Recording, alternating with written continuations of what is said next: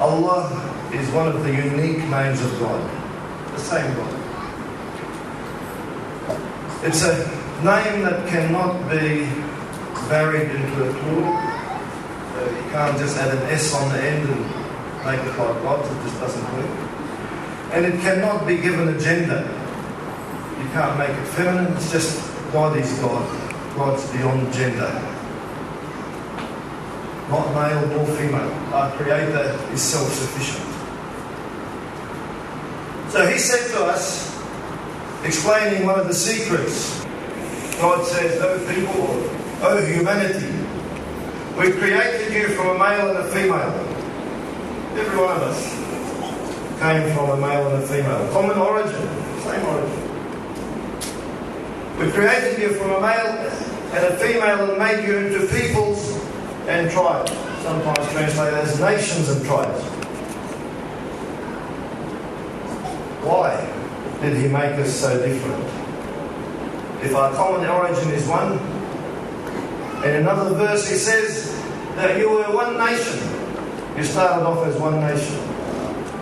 So meaning the first man and the first group of humanity were one nation, and then they diversified as they migrated throughout this earth. He tells us the wisdom behind this form of creation, this diversity that He gave us.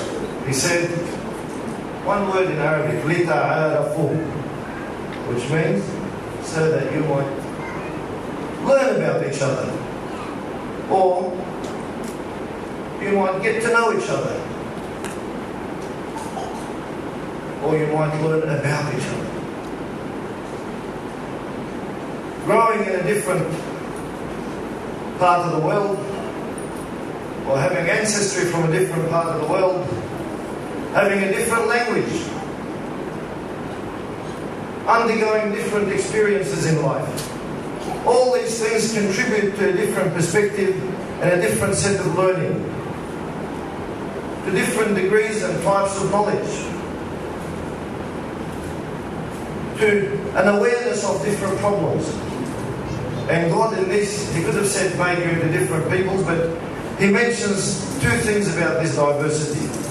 He mentioned the human element, peoples, the unity, sometimes translated as nations, and the tribal element, that humans can be very tribal as well. And sometimes tribalism can be very negative.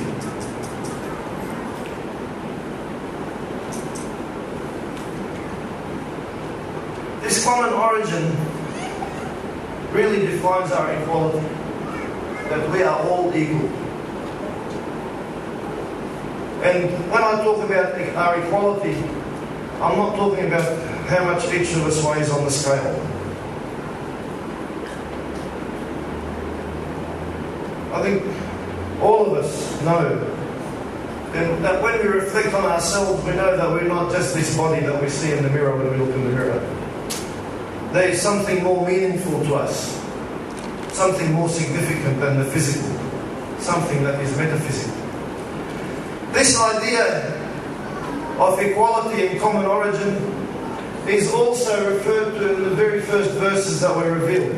And those verses happen to be in chapter 96, where God said that He created the human being from a substance He refers to as alaq. Now, without going into the scientific meaning of alaq, which really has three meanings in Arabic, the significance of it is that every human being is created from the same substance again. Every single person. And this person has a soul blown into him, into his mold. This soul comes from God, from the Creator. And this is the very thing that makes us more than just a body, more than just a mechanical body. So, irrespective of our national or tribal differences, we are equal. And our purpose in this diversity is to learn from each other, and we can benefit from each other's experiences in life. It all fits within a very elaborate and perfect plan by our loving and compassionate Maker. Does this diversity give us different outlooks? Yes, it does. Does it give us different cultures? Yes, it does. Is that to our benefit?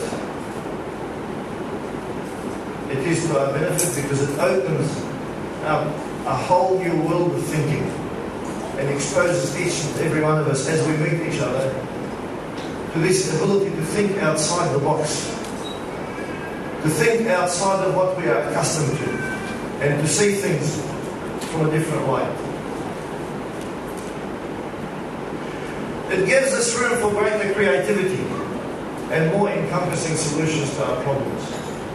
A single view or a single outlook or a single approach can create stagnation and society stop to move forward. Islam promotes an approach that is based on consultation, based on taking diverse views, listening to those around you, especially if the decision that you're going to make is likely to impact on them. Listen to them. It's an instruction from God to us. Consult with them. Consult with those around you in everything that affects them. Consult with your neighbour if you're going to make an addition to the mosque. Have a chat with them. Consult with the people around you before you introduce change into their lives. And you never know, your neighbour might give you a better idea. One of our teachings is that a person who consults will never be disappointed. Moving on slightly from our equality, our Prophet Muhammad ﷺ, peace and blessings upon him, was once asked two questions by a person. This person came to him and said, "Tell me, who are the people that Allah loves the most? Who are the people that God loves the most? And what are the most beloved deeds to God?" If ours was a tribal religion, he would have said Muslims. But he didn't say Muslims. Our Prophet, to whom the whole Quran was revealed, did not say Muslims are the most beloved people to God. He said, the most beloved people to God are those who are most beneficial to other people. Did not say beneficial to Muslims. Did not say who bring benefit to Muslims. Those who are most helpful to others in general. And our Prophet Muhammad ﷺ is known to be very exact in his words. He is praised in the Quran where God says he does not just throw words. He does not speak of his own wings. He doesn't just say whatever comes to his mind. His words are inspired by his Creator. And his answer to that question, the people whom God loves the most are those who are most helpful to other people. And the deeds or the actions that are loved most by God, this one is a bit biased, it's a little biased. He said to bring happiness to a Muslim. And there's a lot of wisdom behind the idea of bringing happiness to a Muslim. Part of it is to show that you're loved by God if you're helpful to people without distinction. That he would have made that distinction there. In this one there's a distinction because those who surrender to God, submit to God, as the Bible says as well. Those who submit to God, which is one of the meanings of the word Muslim, which has three meanings. Submit to God, create peace around you or live in peace with others. And the third one is to find salvation. All these three meanings are captured in the word Muslim. So, in this context, a Muslim who submits to God is somebody who has to always try to do what is right. Put the common good or the divine guidance ahead of personal desire. You get a desire for something, you check it. Is this desire concordant with the will of God or is it contrary to the will of God? If it's contrary to the will of God, then you know that it's not going to produce a good, happy outcome eventually, at some point.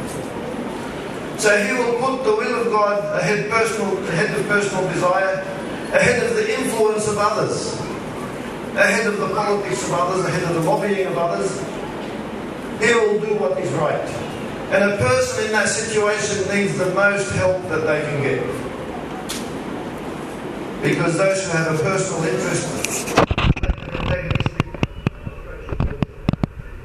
so he said, bring some happiness to a Muslim. That's a deed that is done to God. And then he goes away from this biased approach to an approach that is open for all humanity. He says, to walk with my brother. An orphan, a prophet who was orphaned at a young age.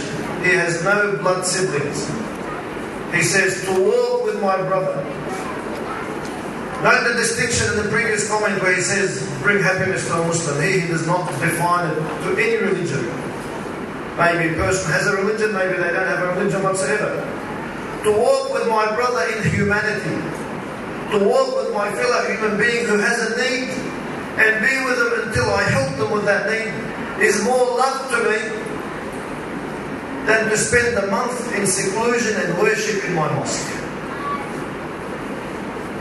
And for those who spend time in prayer, contemplation and meditation, you know how beautiful that experience is. And when you're the messenger of God and you spend that time, you are in the divine presence.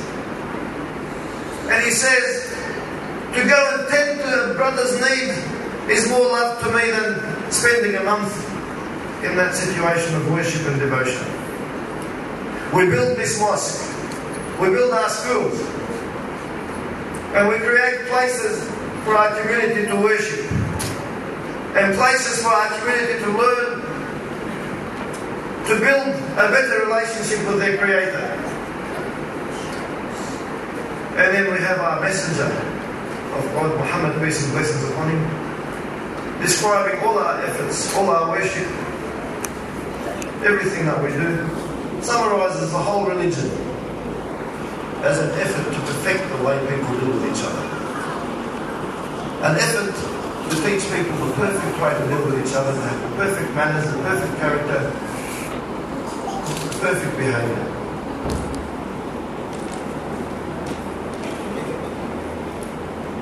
So we go from people, to Muslims, to brotherhood. That we are all brothers and sisters in humanity. He said, there are two different types of relationships amongst people. There's cooperation and there's collusion. Cooperate on the good things. Cooperate with the God consciousness, knowing that God is watching, that He sees your thoughts, He knows your motive for what you're about to do. He hears the words that you say, whether you are whispering them to somebody in secret, or whether you are saying them out loud, or whether you are standing in the middle of a vocal crowd. He can tell who said what. God can tell who said what their motivation was.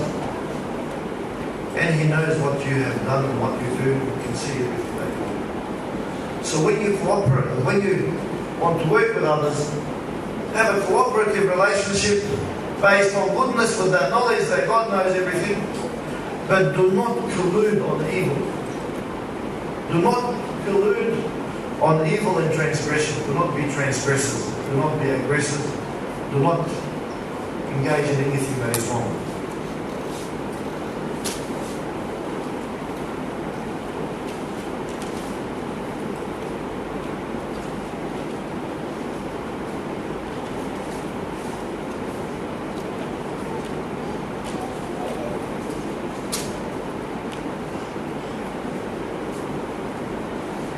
In that reply that the Prophet ﷺ said to those two questions, he closed that reply, and I skipped a few parts because it was a long reply talking about different things that a person can do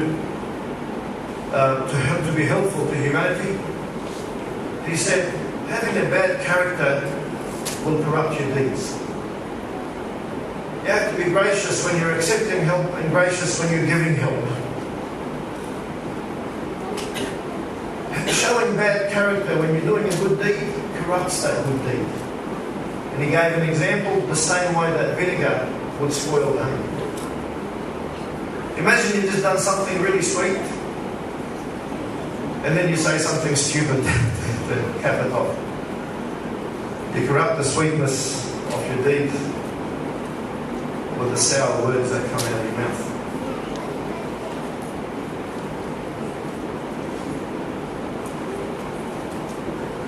Universal truth.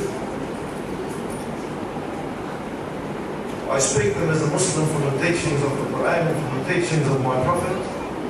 But these are universal truth. I doubt that there's any person in this room who can't relate to them. These apply across communities, across cultures. If you haven't heard them succinctly like this before, you know when you reflect on them that having a life that's based on goodness and cooperation creates safety, and creates happiness, and creates love amongst people. Amongst the advice that our Prophet Muhammad, peace and blessings upon him, gave us, he said, "You will not experience paradise until you love one another." And then he said, "Shall I inform you of what you must do to create love?" To see what a wonderful community it is that we have here.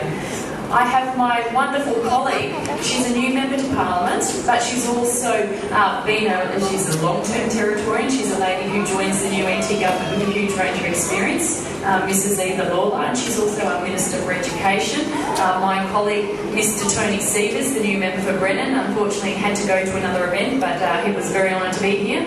The Imam, a man of much wisdom. I'm sorry you're not so well today, because I always really it takes so much away when you do speak, and I hope you're feeling better. Mr. Andre Siriga, and from the Northern Territory Government to you, you do such an important job building the relationship between Indonesia and the Northern Territory, and you do a wonderful job. And it is very clear the important role that you play, and as a new government we look so forward to continuing work with you to continue to build that very critical relationship with our neighbours in Indonesia, who have always been very close friends to the Northern Territory. We've got a few other special guests, like the Anti-Discrimination Commissioner, Sally Sievers. It's always lovely to see her. And another very important person I work with on a regular basis is actually our officer in charge of the Casuarina Police Station, Hager Burns, and she does a wonderful job here helping out the community. We all love the police. And I've got two wonderful constituents here today, which is Mr. Alan Wright and Mrs. Kay Wright. And Kay's known me since I was a little girl at Groot Island. And you brought a tear to my eye tonight, Alan. Your words were just so wise, and it's the message that we all should be taking out there in society about respect and a willingness for friendship, to give people that opportunity to extend that hand, and that was just the most beautiful gift. So thank you, Alan. That was just an incredible message tonight, and I'm lucky to have constituents like you who pass on such incredible experience and wisdom to me every single day. Because it is a very big responsibility when you have the honour that people have bestowed upon you of becoming a government. 3 weeks ago, Labor was very fortunate to win the Northern Territory election, and I do not take for granted the very important responsibility that brings. And at the start of this 4-year term, and as someone who's just been appointed as the new Deputy Chief Minister of the Northern Territory, it's a responsibility that I've thought very long and hard about what can I do to help the community and to be a good member for Wulnguri and to be a good Deputy Chief Minister of the Northern Territory. And one thing I'm absolutely adamant about is that we need to create opportunity for all. We need to promote peace and harmony.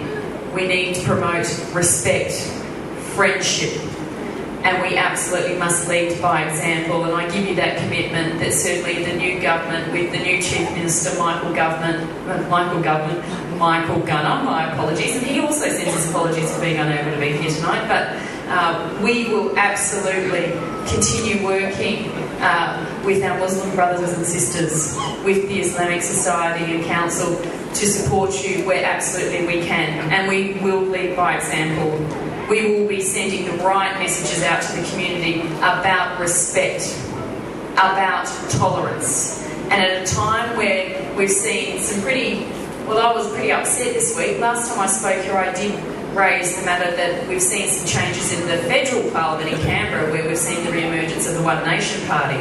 And we heard a few of their maiden speeches this week, which, frankly, I don't think were constructive or helpful. I walked into my Chief of Staff's office when Pauline Hanson was speaking this week in her maiden speech, and she said some pretty, I think, horrendous and irresponsible things about our Muslim brothers and sisters. And the thing I turned around and said to my Chief of Staff was that I don't think Pauline Hanson has any Muslim friends, and I certainly don't think she's ever been to the mosque in Darwin, because if she was to walk in there, she would see the most peaceful, wonderful, friendly, respectful people that you will ever meet. Every time I come here, you open your arms to myself, to my colleagues. You extend such wonderful friendship. And as our jobs in Parliament, it's very important that we make sure we keep supporting you so you get that support from everybody in society. It is so important. We've had some wonderful speeches tonight that I've taken a lot away from.